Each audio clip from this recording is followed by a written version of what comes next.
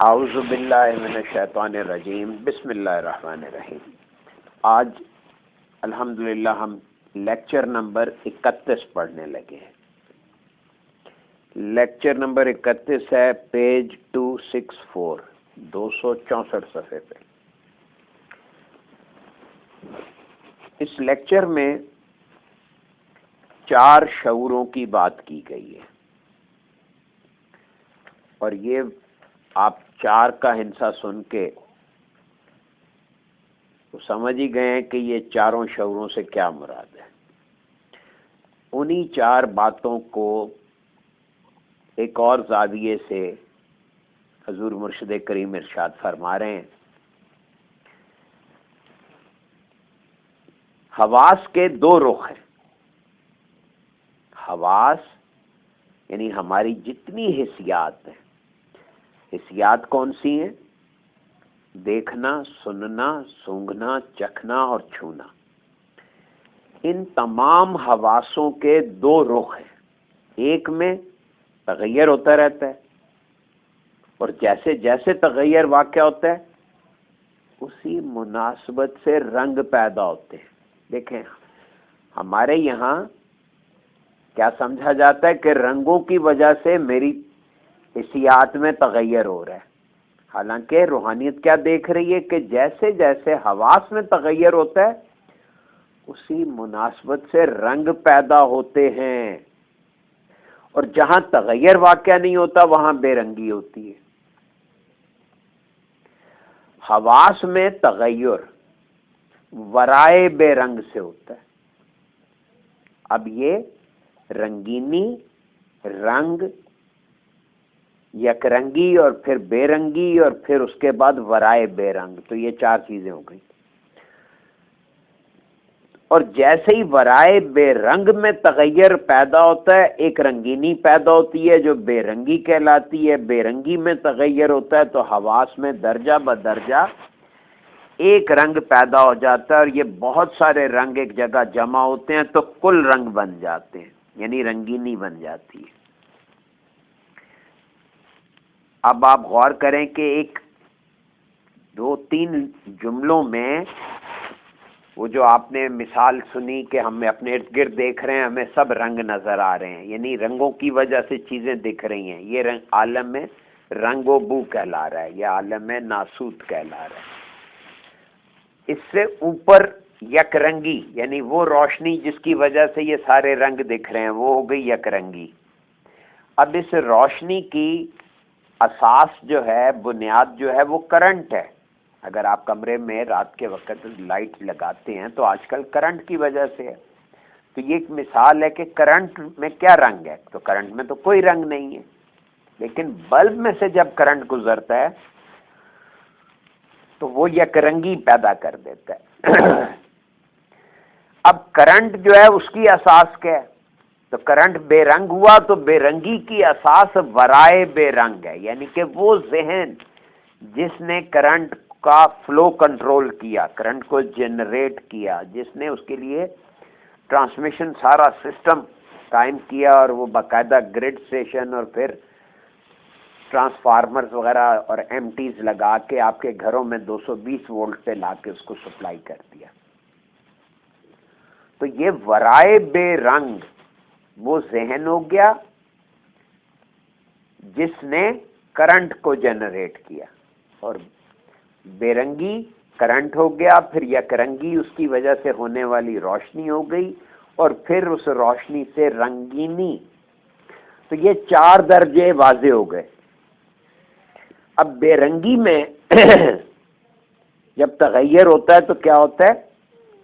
درجہ بدرجہ حواس میں ایک رنگ پیدا ہوتا ہے، اور یہ بہت سارے رنگ ایک جگہ جمع ہوتے ہیں تو کل رنگ بن جاتے ہیں۔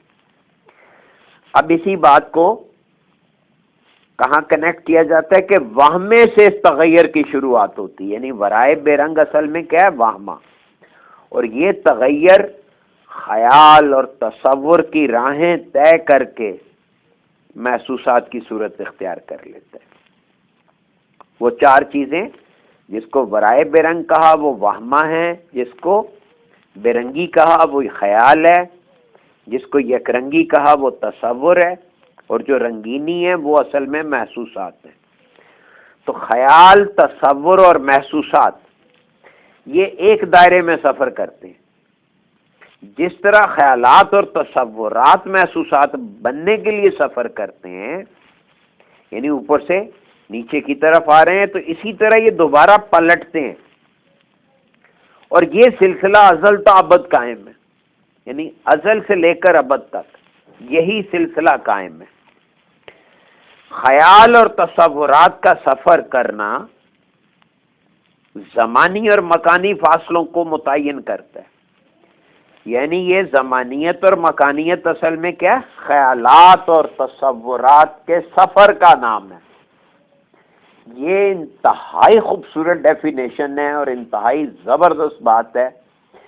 اگر آپ کسی بھی چیز کو سمجھنا چاہتے ہیں، چاہے وہ ٹائم اینڈ اسپیس ہی کیوں نہ ہو، تو آپ کو اس سے ریلیٹڈ خیالات اور تصورات کو سمجھنا ہے۔ یعنی خیال اور تصورات کا سفر کرنا زمانی اور مکانی فاصلوں کو متعین کر دیتا ہے۔ خیال، تصور اور احساس جن مراحل سے گزر کر کسی مقام پر قائم ہوتے ہیں، اس مقام کو سمجھنے اور اس مقام کا مشاہدہ کرنے کے لیے ہمیں 3 شعوروں سے گزرنا پڑتا ہے۔ اب یہ چاروں چیزیں اصل میں 4 شعور ہیں۔ تو یہ جب خیال، تصور اور احساس کی بات ہو رہی ہے تو احساس کا شعور الگ ہے، تصور کا شعور الگ ہے، اور وہ خیال کا شعور بالکل الگ ہے، اور ان تینوں شعوروں سے گزرنا پڑتا ہے۔ اور ہم جب 3 شعوروں سے گزر کر جس مقام پر غیر متغیر مقام کو دیکھتے ہیں، اس مقام کو ہم نے لا شعور کا نام دے دیا، یعنی ہم نے کہہ دیا کہ یہاں شعور ہے ہی نہیں، وہ چیز جو شعور نہیں ہے۔ تو نوع انسانی اب تک جس شعور سے واقف ہے وہ شعور چہارم کے ضمن میں آتا ہے۔ اب باقی 3 شعور یا 3 لاشعور، ہمیں وہی کی رہنمائی کی ضرورت پیش آتی ہے۔ ایک شعور کو چھوڑ کر باقی 3 شعوروں کو سمجھ لیا جائے تو ہم وہی سے واقف ہو سکتے ہیں۔ اب یہ دیکھیں ذرا، ایک جملے میں بتا دیا کہ وہی سے واقفیت کی کیا طریقہ ہے کہ آپ کو شعور چہارم سے اوپر اٹھ کر شعور سوئم، شعور دوئم اور شعور اول کا ادراک حاصل کرنا ہے۔ یہ ہے اس کا سارا نظام۔ تو ہم وہی سے واقف ہو سکتے ہیں۔ مفکرین کو اگر فی الواقعہ کائنات کی حقیقت تک پہنچنا ہے تو انہیں کسی نہ کسی طرح اس نظریے پر مجتمع ہونا پڑے گا کہ یہ محسوساتی کائنات ہرگز مادی ذرات کا مجموعہ نہیں ہے، بلکہ شعور کا عکس ہے۔ اب یہاں پہ ایک لفظ ہے مفکرین، مفکر کہتے ہیں فکر کرنے والے کو۔ اب اگر ہم اسے عام سطح پہ دیکھیں تو ہم ماشاءاللہ ساری اپنی فکر مندیوں کی وجہ سے مفکرین ہی تو ہیں، ہر وقت فکر ہی کرتے رہتے ہیں، کہیں ایسا نہ ہو جائے تو کہیں ویسا نہ ہو جائے۔ یہ بات نہیں ہے، یہ لائٹر ٹون میں اگر آپ نے بات کو ذرا غور کریں تو ہر انسان کے اندر غور و فکر کی صلاحیت ہے۔ تو غور و فکر کی یہ صلاحیت کی وجہ سے آپ مفکر ہیں۔ تو فرما رہے ہیں حضور مرشد کریم کہ یہ بات ہمیں طے کرنی ہوگی، ماننا ہوگا، کسی نہ کسی طرح اس نظریے پر مجتمع ہونا پڑے گا کہ یہ جو محسوساتی کائنات ہے یہ مادی ذرات کا مجموعہ نہیں ہے۔ یہ کوئی، جیسا کہ آپ کی فزیکل سائنسز جو ہیں ان کا کنکلوژن یہ ہے، یا وہ بلیو کرتے ہیں کہ یہاں ہر چیز میٹر جو ہے وہ ننھے ننھے پارٹیکل سے بنی ہے۔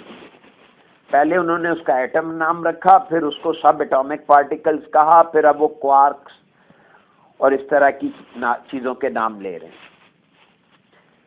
تو یہ سارا نظام جو ہے در حقیقت شعور کا عکس ہے۔ اور آگے شعور کے 4 درجے بتا دیے۔ اب دیکھیے وہی پیچھے ساری باتیں جو ہم نے پڑھی ہوئی ہیں، اب انہی کی ریویژن ہو رہی ہے کہ پہلے شعور کا نام نور مفرد ہے، دوسرے شعور کا نام نور مرکب ہے، اب تیسرے شعور کا نام نسمہ مفرد ہے، اور چوتھے شعور کا نام نسمہ مرکب ہے۔ انہی 4 شعوروں میں سے نسمہ مرکب جو ہے اس سے عوام متعارف ہیں، یا یہ نسمہ مرکب کا شعور عوام کے تعارف میں، عوام صرف اسی شعور یعنی نسمہ مرکب کے حواس کو جانتے اور سمجھتے ہیں، یعنی رنگینیوں کو جانتے ہیں۔ بقیہ 3 شعور عامت الناس کے تعارف سے باہر ہیں، یعنی یک رنگی، بے رنگی اور ورائے بے رنگ ان کی سمجھ میں نہیں آتے۔ تو اگر وہ یہ سمجھ لیں تو ظاہر ہے کہ وہ عامت الناس نہیں رہیں گے، وہ خواص بن جائیں گے۔ اب تک ماہرین نفسیات نے جس چیز کا سراغ لگایا ہے وہ شعور سوئم ہے، جس کو نسمہ مفرد کا سراغ لگایا ہے، اور اسی شعور سوم یا نسمہ مفرد کو سائنسدان حضرات لاشعور کا نام دیتے ہیں۔ جب ہم کائنات کی ساخت میں تفکر کرتے ہیں تو ہم دیکھتے ہیں کہ کائنات کی ساخت میں اصل میں کیا ہے کہ 1 شعور اور 3 لاشعور پائے جاتے ہیں۔ اب اس کا ذرا ایک دفعہ پھر ریوائز کر لیجئے کہ پہلا شعور جو ہے اسی کو شعور اول کہا ہے، اور یہی اصل میں نور مفرد ہے، اور یہی نوع آدم کی، یہ بنی نوع آدم کی یا انسان کی یا انسانیت کا ٹارگٹ ہے اور ہونا چاہیے۔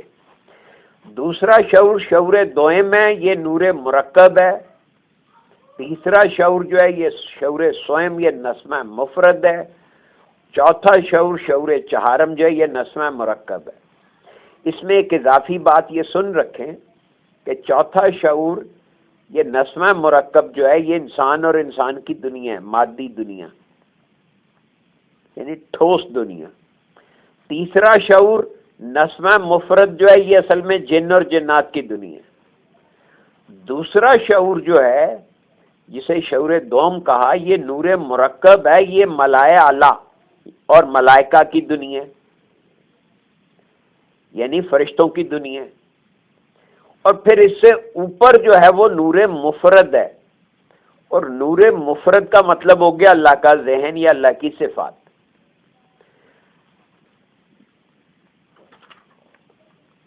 یہاں تک ہم نے کیا پڑھا کہ 4 چیزیں ہیں، انہی کو 4 شعور کا ہے، انہی کو رنگینی، بے رنگی یک رنگی، بے رنگی اور ورائے بے رنگ کا ہے، انہی کو شعور اول، شعور دوئم، شعور سوئم، شعور چہارم کا ہے، اور انہی کا نام نور مفرد، نور مرکب، نور نسمہ مفرد اور نسمہ مرکب ہے۔ یہ 4 شعوروں کا ایک اجمالی سا تعارف کرا کر یہ ذہن نشین کرا دیا کہ یہ چاروں اصل میں جن کا تذکرہ مختلف ناموں سے کیا جاتا ہے یہ اصل میں ایک ہی بات ہے۔ جیسے اب انہی 4 شعوروں کے نام 4 نہریں بھی لیا جاتا ہے، اور پھر انہی 4 شعوروں کے ناموں میں سے ایک نام ہے نظر، نظارہ، ناظر اور منظور، اور ایک نام ہے شہود، مشاہدہ، شاہد اور مشہود، اور پھر ایک اور نام جو ہم نے پڑھا تھا وہ تھا راہ، روح، رویا اور رویت، اور پھر انہی کے 4 کے نام ہیں نہر تجرید، نہر تسوید، نہر تجرید، نہر تشہید اور نہر تظہیر۔ تو یہ 4 باتوں کو اس طرح سے مختلف ناموں سے ذہن نشین کرا دیا تاکہ ہمارا شعور جو ہے، اور یہ بھی بتا دیا کہ یہ اصل میں شعور ہے۔ اب اس سے اگلا پارٹ جو ہے وہ حقیقت محمدی کیا ہے، یعنی کہ حضور علیہ الصلوۃ والسلام کو معراج ہوئی، وہ مقام محمود تک پہنچے، تو جن حقائق سے وہ وہاں آشنا ہوئے وہ حقائق حضور علیہ الصلوۃ والسلام کے بابرکت نام کی نسبت سے حقیقت محمدی کہلائے یا حقیقت محمدیہ کہلائے۔ تو جب ہم زندگی کا کوئی بھی عمل کرتے ہیں، پہلے اس عمل سے متعلق ہمارے اوپر 3 حالتیں طاری ہوتی ہیں۔ وہمہ سے کوئی عمل شروع ہوتا ہے، وہمہ ایک اطلاع ہے۔ کوئی شک و شبہ رہ گیا کہ وہمہ کیا ہے؟ اطلاع، انفارمیشن کی اصل شکل کا نام ہے وہمہ۔ وہمہ ایک اطلاع ہے، ایسی اطلاع جس کو ہم اس وقت خیال کہتے ہیں جس وقت اطلاع میں گہرائی پیدا ہوتی ہے، یعنی جب وہ ہمارے ذہن پہ ایک پریشر کریٹ کرتا ہے۔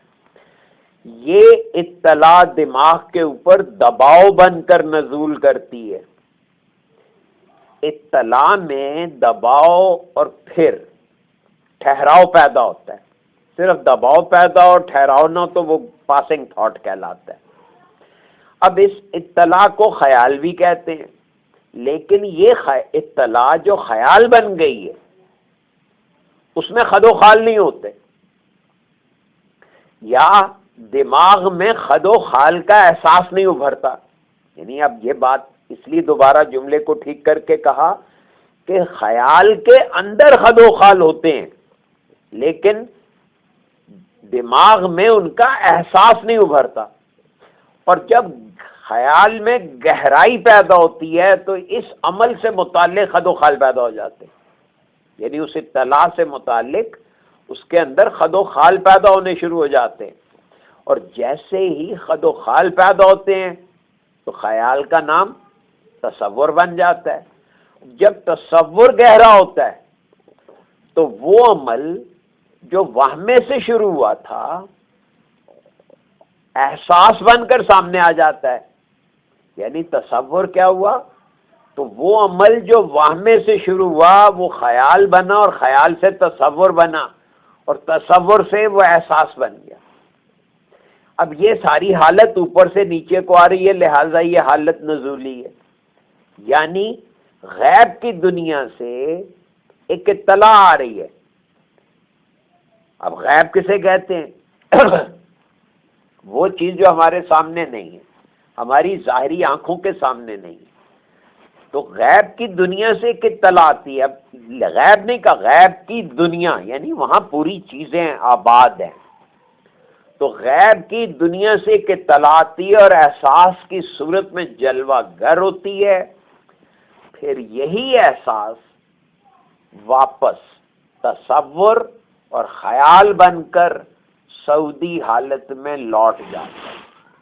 یہ ایک سائیکل بن گیا، انا للہ و انا الیہ راجعون کا، کہ ہر چیز اللہ کی طرف سے آ رہی ہے کیونکہ اللہ غیب ہے۔ تو غیب سے آنے والی اطلاع جو ہے وہ اس کو اگر ہم اللہ سے منسوب کریں گے تو اپنا ہی بھلا کریں گے۔ تو وہ اطلاع جو اللہ کی طرف سے آ رہی ہے، غیب سے آ رہی ہے، وہ وہمہ بنتی ہے۔ وہمہ ایک اطلاع کے دباؤ کا نام ہے، وہاں سے وہ خیال بنا، خیال سے یعنی جب ذہن اس کی طرف متوجہ ہو گیا اور اس نے اس خیال کو وصول کر لیا تو وہ خیال کہلایا۔ اس میں اس اطلاع کے اندر کے بھی خد و خال سے وہ آشنا نہیں ہوا۔ جب وہ خد و خال سے واقف ہوتا ہے، اس پہ رکتا ہے، ٹھہرتا ہے، اس کا ادراک اس کو حاصل ہو جاتا ہے، تو وہ خد و خال جو ہیں وہ تصور بن جاتے، ایک تصویر ابھرنے لگتی ہے۔ پھر وہ تصویر میں جب مزید گہرائی پیدا ہوتی ہے تو وہ پورا ایک پروسیس عرض کیا تھا کہ کس طرح ذہن کے اس کارکردگی سے یعنی احساس سے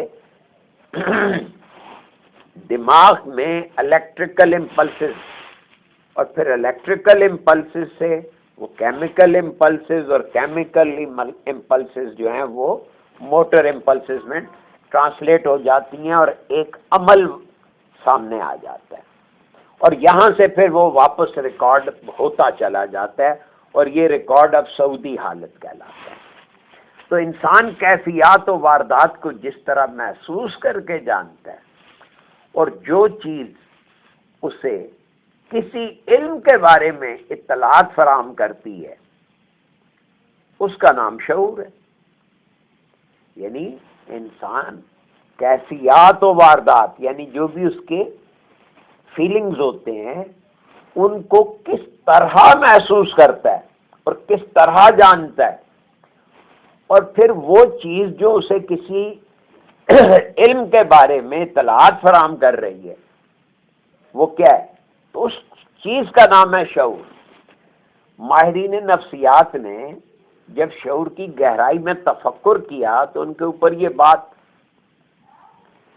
منکشف ہوئی کہ شعور ایک ایسا آلہ ہے، ایک ایسا انسٹرومنٹ ہے جو اطلاعات کو قبول کر کے انسان کے اندر معنی و مفہوم پہناتا ہے۔ یعنی اطلاع کو میننگز دینے کا کام شعور کے ذمے ہے۔ یہاں سے شعور الگ ہو گیا، وہمہ، خیال، تصور اور احساس کو جو چیز ہینڈل کر رہی ہے، وہ انسٹرومنٹ، وہ مشین جو اس کو میننگز پہنا رہی ہے، وہ شعور کہلا رہی ہے۔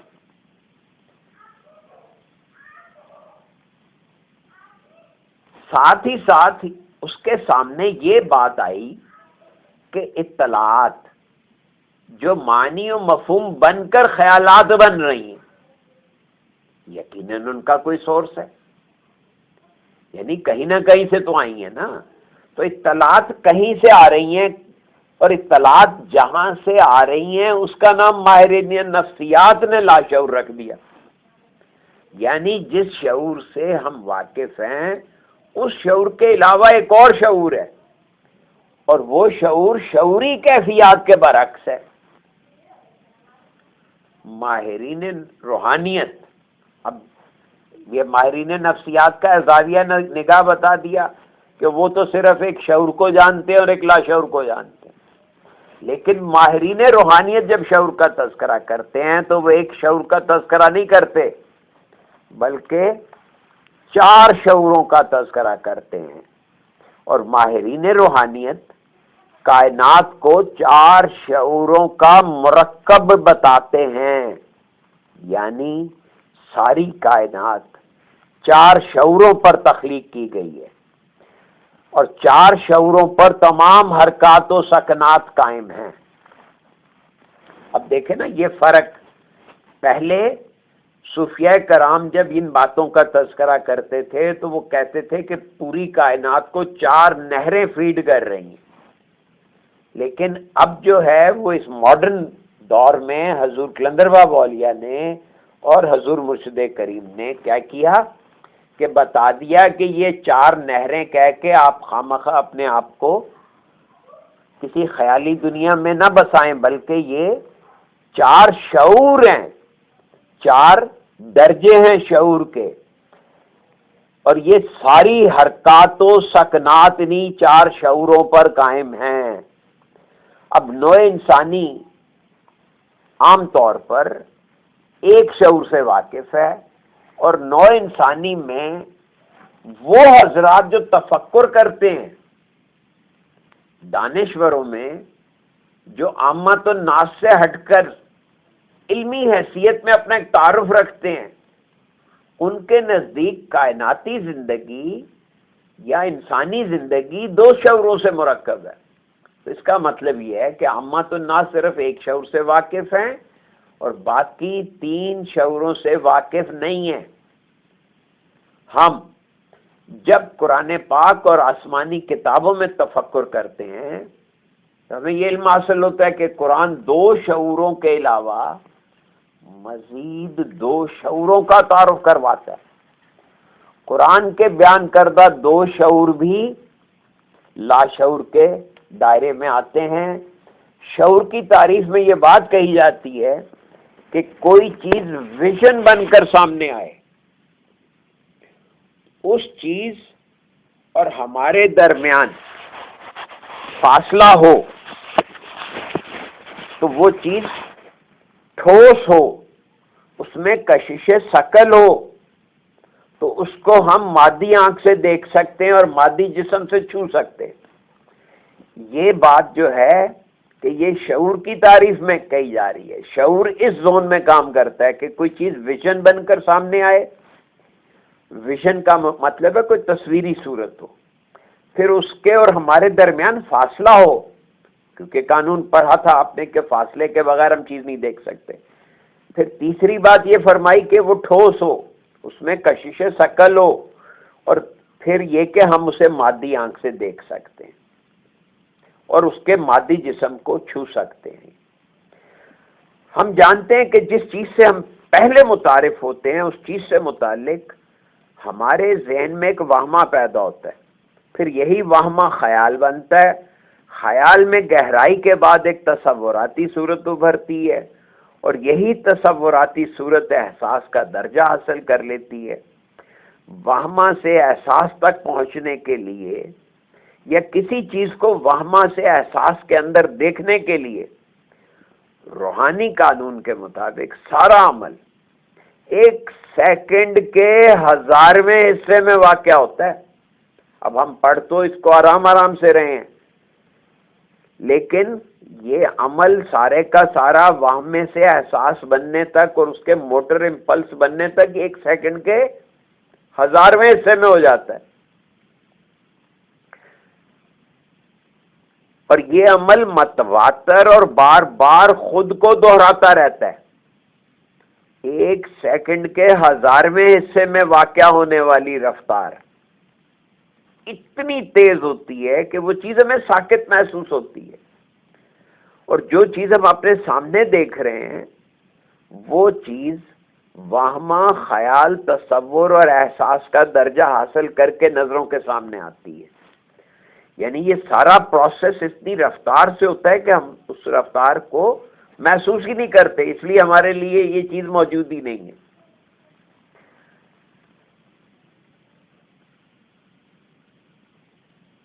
جس طرح وہ نظروں کے سامنے آتی ہے اسی طرح نظروں سے غائب ہو کر پھر مختلف دائروں سے گزر کر وہمہ بن جاتی ہے۔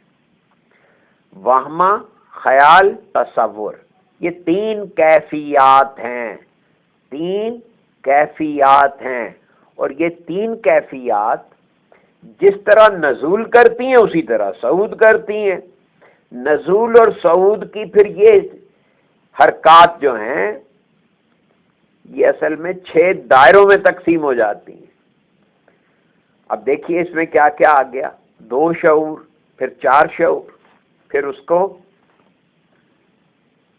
اب 6 کی بات آ گئی، 5 حواس کا تذکرہ آ گیا، تو یہ 6 دائروں میں تقسیم ہونا جو ہے یہ اب 6 کا تذکرہ یعنی تنزلات، یہ 3 دائرے نیچے نزول کے آگے اور 3 دائرے اوپر صعود کے آگے۔ مفہوم یہ ہوا کہ انسان 4 شعوروں اور 6 دائروں میں تقسیم ہے، اور کوئی انسان جب کائنات میں اپنی حقیقت کو سمجھنا چاہتا ہے تو اس کے لیے لازم ہے کہ وہ صعود اور نزول کے 6 دائروں سے واقف ہو۔ اسی کو 6 دائروں کو ستات ایام کا ہے قرآن نے، تو نزول اور 6 دائروں سے واقف ہونے کے لیے ضروری ہے کہ وہ جانتا ہو کہ انسان کی تخلیق 4 شعوروں پر قائم ہے۔ جس طرح ایک انسان کی تخلیق 4 شعوروں سے مرکب ہے، اسی طرح ساری کائنات کی تخلیق 4 شعوروں پر قائم ہے۔ 3 لاشعوروں سے گزر کر جب آدمی چوتھے شعور میں داخل ہوتا ہے تو اس حالت کو رویت کہتے ہیں۔ یہی وہ حالت ہے جس سے عام انسان متعارف ہے۔ رویت میں نے عرض کیا تھا کہ یہ مادی آنکھ سے دیکھنے کو رویت کہتے ہیں، اور یہی وہ حالت ہے جس سے عام انسان متعارف ہے۔ رویت کا شعور باقی 3 لاشعوروں کا مجموعہ ہے، یعنی اس کا اینڈ پروڈکٹ ہے۔ ہم اول ورائے کائناتی شعور سے جو غیر متغیر ہے اپنی حیات کی ابتدا کرتے ہیں۔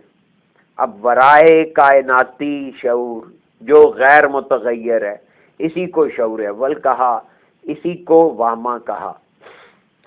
یہ ورائے کائناتی شعور دراصل صفات الہیہ میں، یہ ورائے کائناتی شعور دراصل صفات الہیہ میں طوفانی کیفیت ہے۔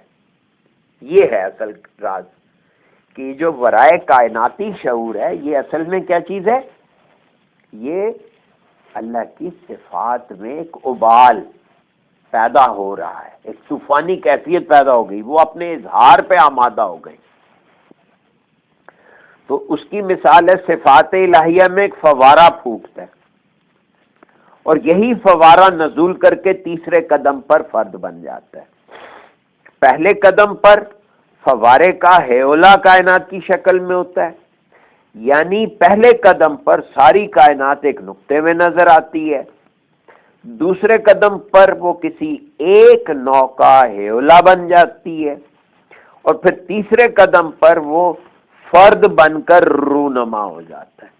وہ چار باتیں کہ فرد، نوع، کائنات اور ورائے کائنات، وہی چار چیزیں۔ اب ان کے یہ چار نام یہ بھی بتا دیے۔ فرد کے اندر جو صفات و کیفیات اور لاشمار رنگ ہیں، ان رنگوں میں حرکت پیدا ہوتی ہے تو رنگوں کا فوارہ ابلتا ہے، اور یہی فوارہ ہمیں احساس سے روشناس کرتا ہے۔ لیکن چونکہ یہ فوارہ لاشمار رنگوں کی ترتیب سے نکلتا ہے، اس لیے فوارے کے اندر ابلنے والے رنگوں میں ترتیب قائم رکھنا یا رنگوں کا صحیح احساس کے ساتھ محسوس کرنا تقریباً محال ہے۔ یہی وجہ ہے کہ جب ہم شعور چہارم کے حواس میں زندگی بسر کرتے ہیں تو ہم سے غلطیاں سرزد ہوتی ہیں۔ یہ غلطیوں کا زون ہے شعور چہارم۔ ان رنگوں سے ابلنے والے فوارے کو محسوس کرنے کے لیے چونکہ قیاس سے کام لینا پڑتا ہے، ان غلطیوں پہ قابو پانے کے لیے پھر ہم قیاس سے کام لیتے ہیں، اس لیے جو کچھ دیکھتے ہیں اسے مفروضہ حواس کی دنیا کہا جاتا ہے۔ چونکہ شعور چہارم مفروضہ اور قیاس پر مبنی ہوتا ہے، اس لیے روحانی علوم میں شعور چہارم پر اعتماد نہیں کیا جا سکتا، نہ کیا جاتا ہے۔ شعور چہارم میں جو کچھ نظر آتا ہے اسے روحانی لوگ مفروضہ قرار دیتے ہیں، کیونکہ وہ ایک اینڈ پروڈکٹ کو دیکھ رہے ہیں۔ وہ پروڈکٹ بنی کیسے ہے؟ کوئی بھی چیز ظاہر ہے کہ وہ ہمیں محسوس ہو رہی ہے تو اس کے پیچھے تصور ہے، اس کے اوپر خیال ہے، اس سے اوپر ورائے خیال یعنی وہمہ بھی ہے۔ تو اگر کوئی بندہ ان چاروں درجوں سے واقف نہیں ہے، وہ چیز کو، اس کی حقیقت کو نہیں دیکھ رہا، وہ تو ایک مفروضہ چیز کو دیکھ رہا ہے۔ روحانیت میں اعتماد کا سب سے اہم ذریعہ شعور اول ہے، کیونکہ شعور اول میں مشیت الہی کا انکشاف ہوتا ہے، اور مشیت الہی کے انکشاف میں کسی غلطی کا امکان نہیں ہوتا۔ مشیت الہی جس شعور میں بے نقاب ہوتی ہے اس شعور کو حقیقت الحقائق کہتے ہیں۔ حقائق کی حقیقت، حقیقت الحقائق، یعنی ایک چیز مفروضہ ہے، پھر وہ اس کی حقیقت ہے، پھر وہ اس حقیقتوں کا مجموعہ حقائق پایا، پھر ان تمام حقائق کی اصل حقیقت کا نام ہے حقیقت الحقائق، اور اسی شعور کو پھر حقیقت محمدیہ بھی کہتے ہیں۔ قرآن پاک کی تعلیمات کی روشنی میں حضور علیہ الصلوۃ والسلام سے پہلے جتنے انبیاء تشریف لائے ان سب نے دو شعوروں سے متعارف کرایا۔ حضرت عیسیٰ کی تعلیمات شعور دوم سے شروع ہوئیں اور شعور سوم تک ان کی تعلیمات کا پھیلاؤ رہا۔ یہ حضرت عیسیٰ جو تھے ان کی تعلیمات شعور دوم تک کی رسائی دیتی تھی۔ شعور اول سب سے پہلے انبیاء علیہ السلام کی صف میں حضور علیہ الصلوۃ والسلام متعارف ہوئے، اور اسی باعث قرآنی متصفین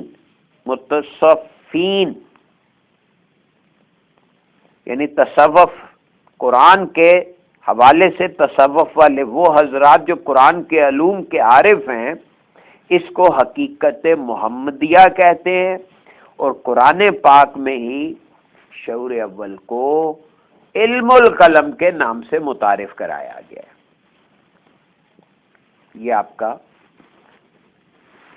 خلاصہ کلام یہ ہوا کہ کل 4 شعور ہیں، انہی کے 4 کے کئی نام ہیں، اور شعور اول جو ہے سب سے اوپر کا درجہ جو ہے یہ حضور علیہ الصلوۃ والسلام نے متعارف کرایا، لہذا ہماری اصل وراثت یہ ہے کہ ہم کسی طرح حضور علیہ الصلوۃ والسلام کی نسبت سے ان کی سنت پہ عمل پیرا ہو کر اپنے ذہن کی اس سطح تک پہنچ جائیں جس کو حقیقت محمدیہ کہا گیا ہے۔ یہ ہے سارے پروگرام کا لب لباب اور خلاصہ کلام۔ تو آج کا چیپٹر یہاں مکمل ہو گیا جی۔ اللہ تعالیٰ آپ کو بہت خوش رکھے۔